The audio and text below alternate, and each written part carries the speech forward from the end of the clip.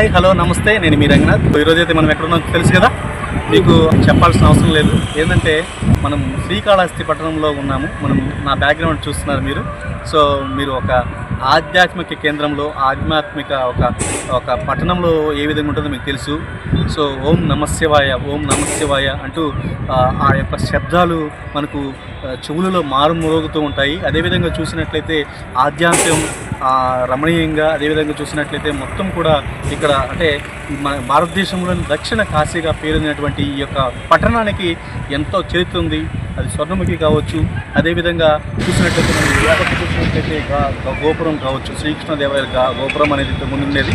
తర్వాత అది కాలక్రమేణా అది పోయిన తర్వాత చూసినట్లయితే మళ్ళీ కూడా దాన్ని రీకన్స్ట్రక్షన్ చేయడం జరిగింది. సో ఇవన్నీ ఎందుకు చెప్తున్నామంటే, ప్రస్తుతం అయితే కాళహస్తిలో ఉన్నాం. సో కాళహస్తిలో 100 సంవత్సరాలు పూర్తి చేసుకున్న ఒక బ్రిడ్జ్ కూడా ఉంది.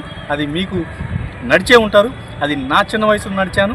మీరు చూస్తున్న ఈ ఛానల్ చూస్తున్న వాళ్ళు చాలామంది కూడా దానిపైన ప్రయాణించి ఉంటారు. అంటే మన శ్రీకాళహస్తి పట్టణంలోని ఈ ఆధ్యాత్మిక కేంద్రంలో ఒక ప్రాచీనమైన ఒక వంతెన అని చెప్పాను. ఈ వంతెన అనేది కూడా సో ఇది కనీసం 100 సంవత్సరాల ముందే కూడా నిర్మించడం జరిగింది. దీనికి ఒక పెద్ద సంఘటనతో మొదలైందని చెప్పవచ్చు. దీని యొక్క కథా క్రమామేషంలో కూడా తెలుసుకునే ప్రయత్నం చేద్దాం. ఒకసారి చూసినట్లయితే 1922 ఈ యొక్క శ్రీకాళహస్తి పట్టణానికి సో ఒక రాజాగారు రావడం, ఆ రాజాగారు సో దీన్ని దాటేటప్పుడు అప్పుడు కాజ్వే అనేది ఉండింది. అంటే స్వర్ణముఖిలో దొరికేటువంటి ఒక రాళ్ళు రప్పలతో ఫస్ట్ ఒక కాజ్వే నిర్మించాడు. ఈ కాజ్వే నిర్మించిన తర్వాత ఒకనొక సందర్భంలో ఆయనతో పాటు ఒక బ్రిటిష్ దొర రావడంతో రాజాగారు మీరు దాటడానికి ఇబ్బంది పడుతున్నారా అనే ఒక చమత్కారంగా చెప్పడం, ఒక బ్రిడ్జి నిర్మించవచ్చు కదా, ఒక వంతెన నిర్మించవచ్చు కదా అని ఒక సలహా ఇవ్వడం. దాంతో నెక్స్ట్ ఇయర్కి అంతా అంటే వచ్చే సంవత్సరంలో 1923లో కంతా మేము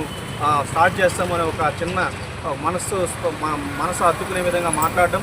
తర్వాత ఆటోమేటిక్గా దీనికి మార్చి 31 శ్రీకాళహస్తికి మనకు అప్పటి ఉమ్మడి ముఖ్యమంత్రిగా ఉన్నటువంటి ఆపద్ధర్మ ముఖ్యమంత్రిగా ఉన్నటువంటి ఆ టైంకి అంతా దీన్ని పూర్తి చేసి అందుబాటులో తీసుకురావడం కూడా జరిగింది.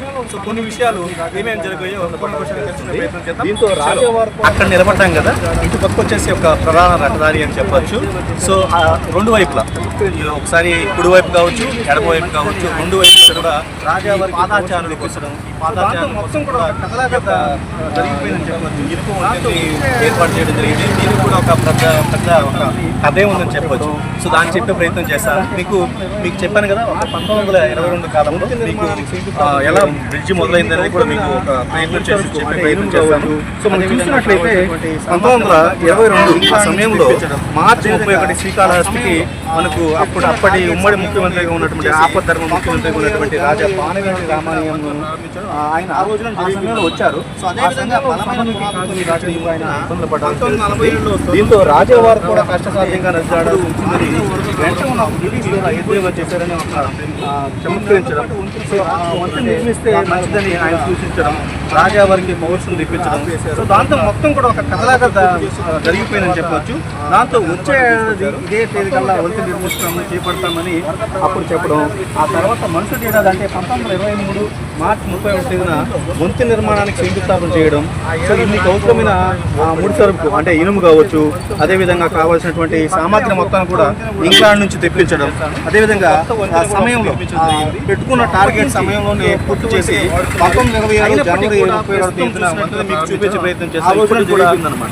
అదేవిధంగా బలమైన పునాదులతో నిర్మించిన ఈ వంతెన 1947లో స్వర్ణముఖి నది ప్రవాహం అంటే అప్పుడు భారీగా వరదలు రావడంతో ఆ ఒడ్డుకి కుంగిపోయిందని చెప్తున్నారు. ఆ టైంలో కొన్ని నెలల పాటు వంతెనపై రాకపోకలు అంటే మరమ్మతుల నిమిత్తం కూడా ఆపివేశారు. తర్వాత మరమ్మతులు పూర్తి చేసి మొత్తం కూడా తర్వాత దాన్ని అందుబాటులోకి తీసుకొచ్చారు.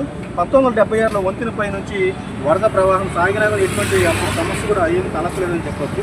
సో 2012లో వంతెనపై ఉన్న రోడ్డు దెబ్బతినడంతో ఆ ఏడాది రాకపోవడం అంతరాయం ఏర్పడింది. తర్వాత మరమ్మతులు చేసిన ఫలితం లేకపోవడంతో దీని పక్కనే ఒక కొత్త వంతెన కూడా మీకు చూపించే ప్రయత్నం చేస్తాను. సో కొత్త వంతెన కూడా ఒకటి నిర్మించడం జరిగింది. సో అప్పటి నుంచి సో కొత్త వంతెనే వాడుతున్నారు.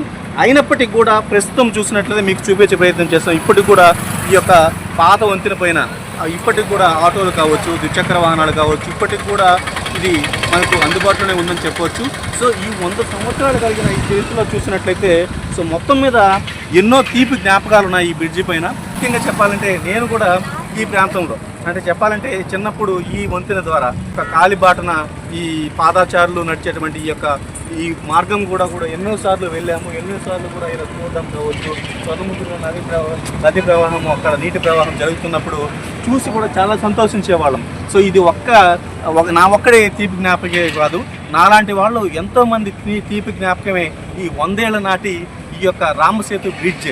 సో మీకు చెప్పాం కదా, పానుగంటి ఈ రాజాగారి రామానీయము ఆయన పేరు మీదనే దీనికి రామసేతు అని కూడా ఒక నామకరణం కూడా చేయడం జరిగింది. ఈ రామసేతుకి 100 ఏళ్ళు పూర్తయింది. సో ఎంతోమంది జ్ఞాపకాలు, ఎంతోమంది ఈ యొక్క జ్ఞాపకాలు, తీపి జ్ఞాపకాలే ఈ రామసేతు యొక్క మంచి పేరుగా చెప్పవచ్చు. సో వీడియో జర్నలిస్ట్ షబీర్తో రంగనాథ్ కాళహస్తి నుండి.